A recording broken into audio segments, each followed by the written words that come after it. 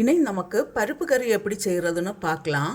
அதுக்கு நான் அரை கப்பு துவரம் பருப்பு எடுத்துருக்கிறேன். ஒரு 6 சின்ன வெங்காயம், 5 பல் பூண்டு, பெருங்காயத்தூள், மஞ்சள் தூள்.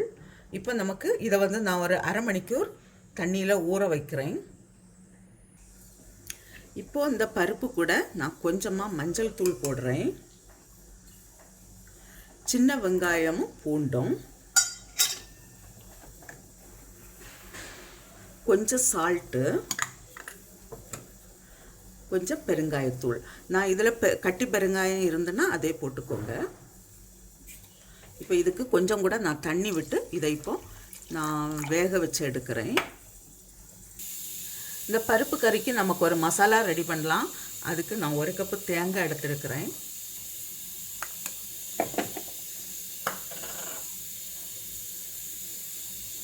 அரை ஸ்பூன் ஜீரகம், 2 பச்சை மிளகாய், பூண்டு, சின்ன வெங்காயம், பூண்டு,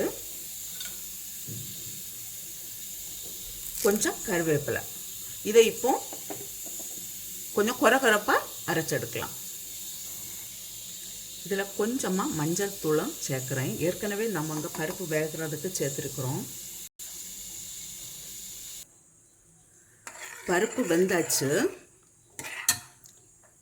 இப்போ நான் அரைச்சி வச்சுருக்கிற அந்த தேங்காயை போடுறேன். இது கூடவே தேவையான அளவு தண்ணி. இப்போ இதுக்கு கொஞ்சம் கூட நான் சால்ட் போடுறேன்.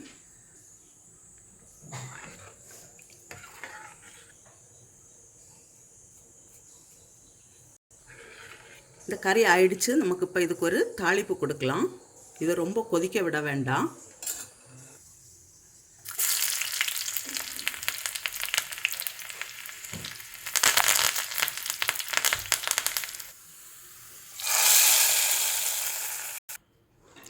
பருப்பு கறி ரெடி ஆயிடுச்சு.